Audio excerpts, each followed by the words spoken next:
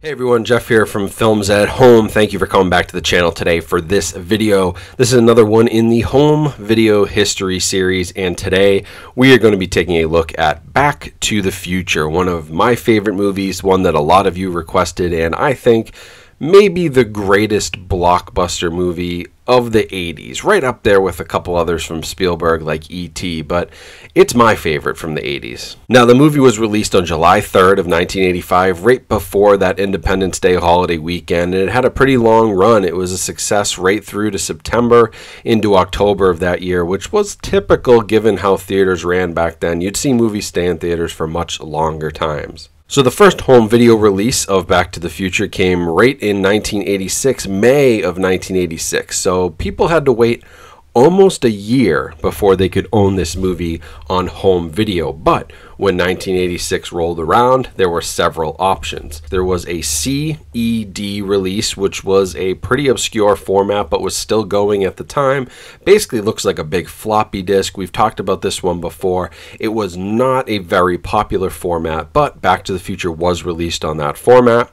It was also released on Betamax, which was the competitor for VHS at the time, and it was also released on VHS, of course.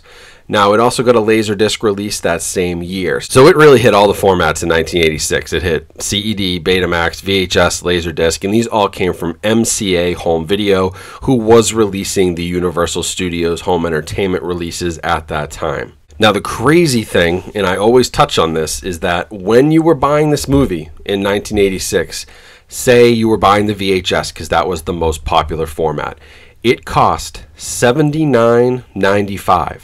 And this was not the trilogy, because in 1986, the other two movies hadn't even been released yet. They weren't even really thought of.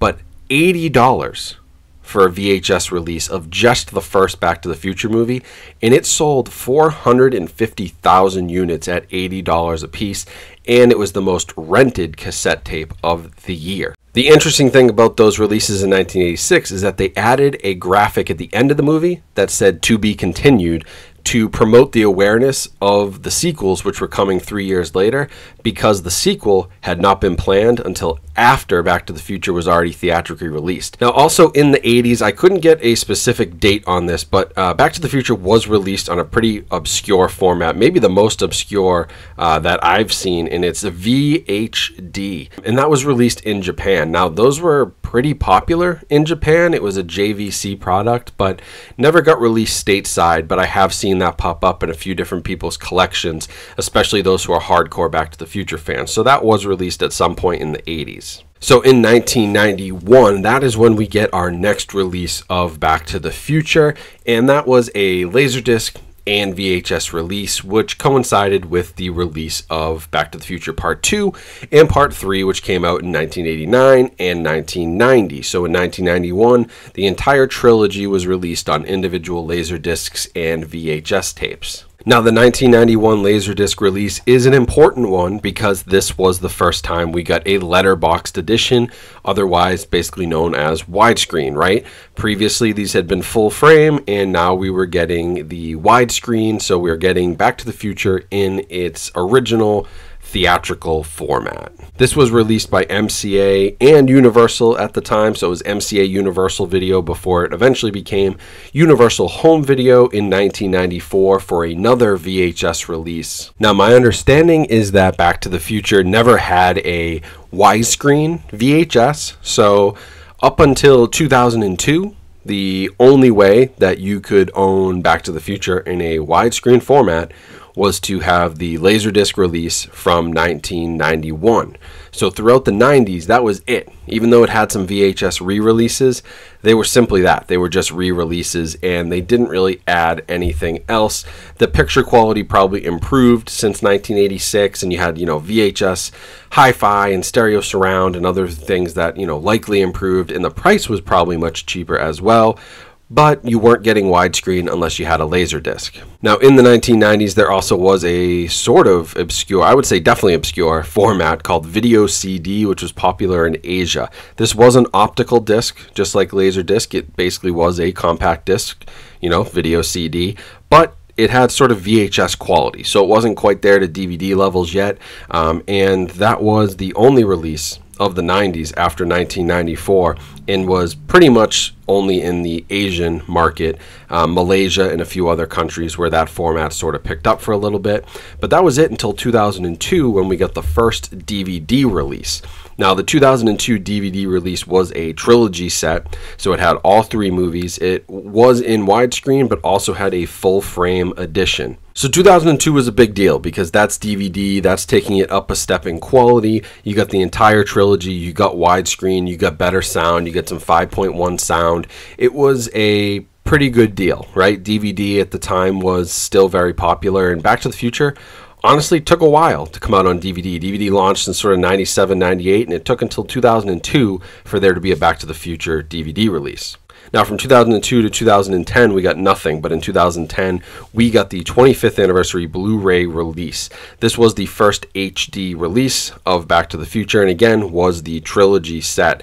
This included a 6-part documentary, and it also had 2.5 hours of bonus features, including some stuff that was new to Blu-ray, as well as all of the special features that were ported over from DVD. This Blu-ray release included a new DTS HD Master Audio 5.1 track. So this was the first time we got any sort of HD audio with the Back to the Future movies, along with the HD resolution, of course. Now, in 2015, 5 years later, we got another re-release for the 30th anniversary. This had some new packaging, which was a little bit different, and it included 2 more hours of bonus features on a bonus disc. However, that was not the best release because just after that, they released the Blu-ray Complete Adventures set for Back to the Future. That was a better release because it included that 2-hour bonus disc, but it also included the entire animated series of Back to the Future on DVD. It also had some really cool packaging. Some of the releases you could get, limited editions, looked like the flux capacitor, which is very cool, but there was also just the standard edition as well. And there was also a steelbook edition that came out at Target for the 30th anniversary. So that was a Target retailer exclusive, and a lot of you probably went out and collected those steelbooks because I know there's a lot of steelbook collectors out there. So after that release in 2016, then we go all the way up to 2020, and that is when we got our 4K release. Now, this was a brand new mastering of these movies for 4K. It was a new mastered Blu-ray. It was a new mastered 4K. It had Dolby Atmos sound for the first time. It had Dolby Vision HDR. It was a completely new master, and it had several packaging options. There was a steelbook option, there was a standard edition, and there was also a standard edition that came with a hoverboard, which I have in my collection and is a very cool piece. Now, the behind the scenes on this also expanded, so you got some more special features. There are lost audition tapes, there's a Hollywood Museum feature, there's a YouTube video actually included, which is kind of neat for bonus features, about the physics of Back to the Future. There was a behind the scenes on the Back to the Future musical, and then you got those special packagings too. So it was a pretty good release, and honestly, it's the best the movie has ever looked on 4K. It's an excellent transfer and one that I highly recommend. Not the most perfect looking movies in the world, but that's the source, and this is the best Back to the Future has ever looked, and probably the best it will ever look. So again, we have another movie here that's made it all the way from VHS and Laserdisc to 4K, and now has probably completed its run on home video. So that is the complete history of Back to the Future on home video. Hope you guys enjoyed another one in this series. The next one up, I'll probably be doing The Thing with John Carpenter because that's one of my favorites, but also make sure to leave your suggestions in the comments if you want to see a video on one of your favorite movies like this. Make sure you're subscribed, have your notifications on, and you like this video so others will see it. That way we spread the word about the channel and you never miss a video with those notifications, and you're helping us get more subscribers and grow this community. Also, make sure to follow on social media. All the links are in the description, and I'll leave some links where you can buy Back to the Future on 4K Blu-ray if you want to upgrade your collection, because I think it is well worth the upgrade. So thanks for listening. Thanks for watching. Hope you guys have a great rest of your day. Stay safe, stay healthy out there, and I'll talk to you soon.